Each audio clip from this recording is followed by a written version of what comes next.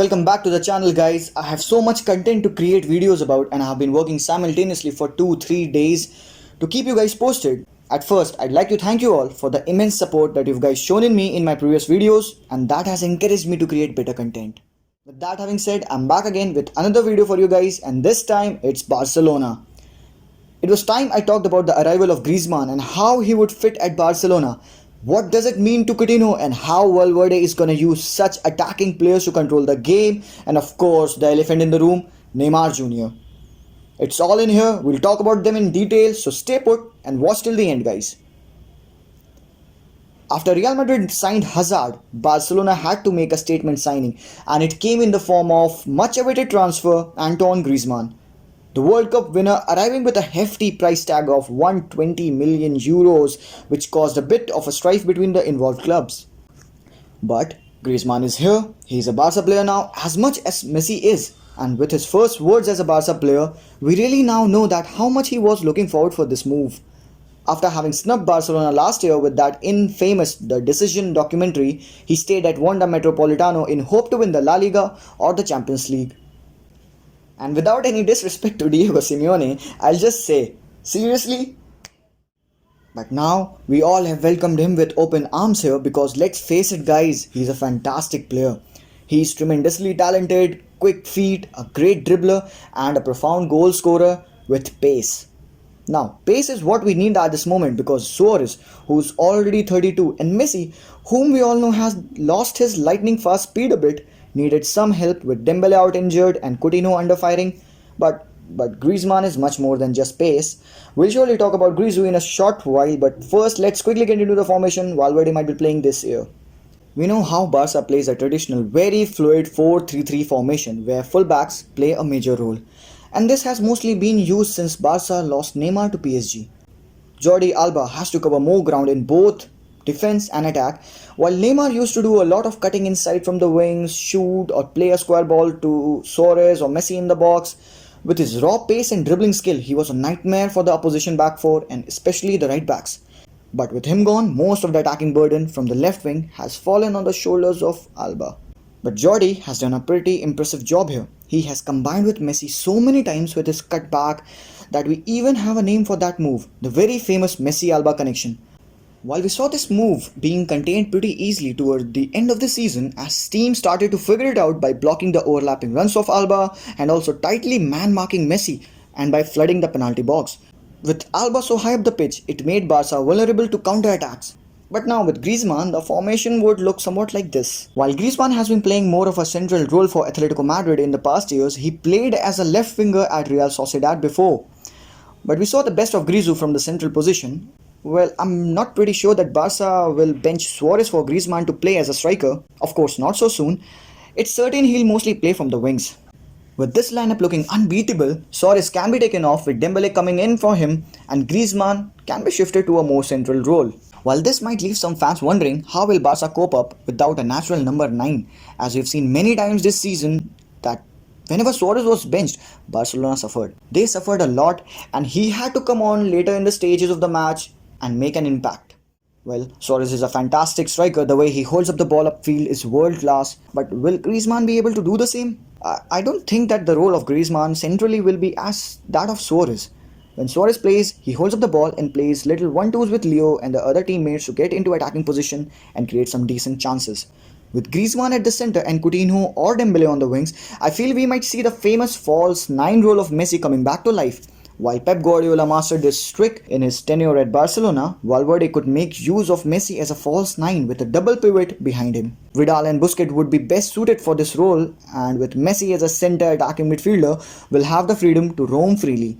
With Coutinho on the left, Griezmann in the center and Dembele on the right, we have got pace, we have got panache, we have got finesse, and yes, of course, we have got a free roaming Messi. As Luis Suarez slowly approaching the twilight of his career, Griezmann, who is 28, can fill his place superbly. He is a Barca material at the first look. The way he runs, his close control is sublime, his awareness of surrounding to make space and to pass the ball is just top notch. But as much as I love Luis Suarez because he has been more of a striker for FC Barcelona, he does know how to play in this team and his connection with Leo is mind-boggling. Suarez, without his raw pace, uses his body to trap long balls fed towards him. He uses it to draw fouls and to play 1-2s with his teammate, especially Leo. Most of the times we have seen that happen. Suarez is a deadly striker, perhaps the best in the world, many would argue, and those who watch him regularly know how much important he is for Barcelona. But Griezmann is not that all different, having a low center of gravity and great athletic ability, and boy, he knows how to run with the ball. For a long time, Barca have been wanting to play a plan B. With their utter failures to score from corners or crosses, they have been limited to just overloading the opposition while playing mostly on the wings and relying on Messi magic. This leads to what we term as parking the bus, and many teams find it rather easy to defend.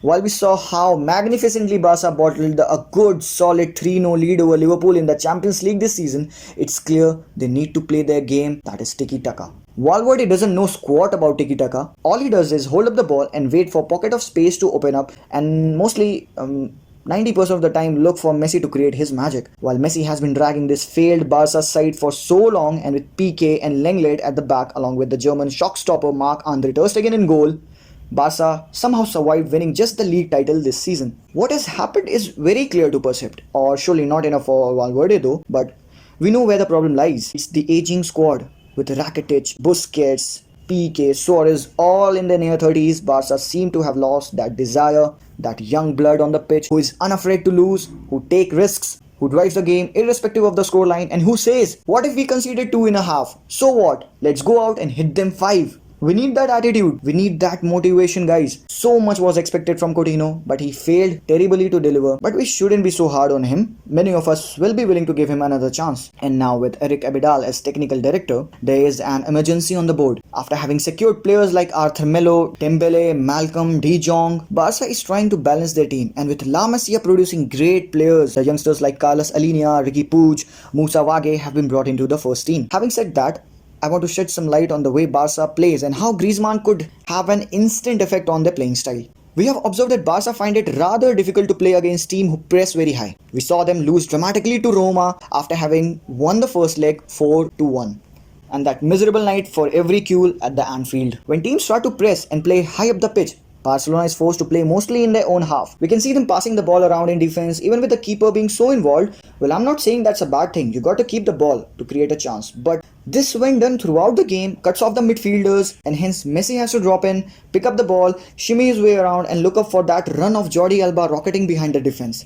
Sounds familiar? Well, I'm not surprised. Messi finds Alba with a superhuman pass, he runs down the pitch, and Alba controls it with sheer brilliance and heads up, a cut back into the box. Suarez leaves the dummy and bang, into the back of the net, the ball goes, the players wheel into celebration, the fans delighted, the manager relaxed, and that's not the whole story. It goes without saying that is more or less the only way that we have seen Barca score lately, and it scares me to death that Barca has nowhere to look when Messi is off his game. They become sloppy, they lose possession that perfectly cuts Messi off the game, and as Barca don't have any pacey runners to make runs in behind the defense, this whole space goes wasted. So even in counter attacks, Barca press through Messi, but then they can't figure out what to do. Coutinho is clueless in the final third and he loses the ball so easily, but with Griezmann, Barca can have that option of an incisive through ball in behind the defense much more centrally. The same way how Xavi used to do when David Villa made those cutting runs in behind the defense. Those days the opposition couldn't afford to play so high up the pitch because you don't want a David Villa or a 24-year-old Messi running in behind the defense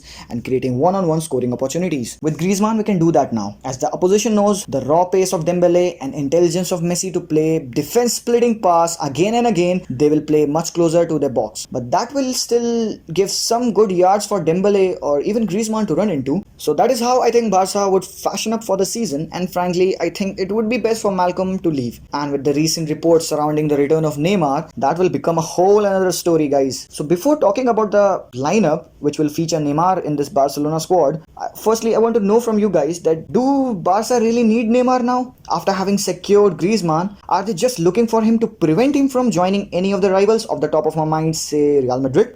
They have Griezmann, they have Dembele for the wings, but the thing is I won't really mind if he arrives, as his heart is set for a move back to Barcelona, and even the manager confirmed this. But surely you all might be thinking how Barca will line up with both Neymar and Griezmann in the starting 11. I think it would surely look something like this. Well, there won't be any more room for Suarez to start on a weekly basis, but just look at this lineup. That looks terrific, and it only get better with players like Dembele, Coutinho, and even Suarez to come off the bench. I can really imagine the opposition giving up already. So what do you guys think? Would you like to see Neymar Jr. back at Barcelona? Let me know your views in the comment section down below. Like and subscribe to the channel if you are new out here. And if you are one of our regular watchers, I'd like to thank you again for your suggestions that you guys offered on our Instagram handle. This is Zishan. I'll be back with another video. Until then, peace out.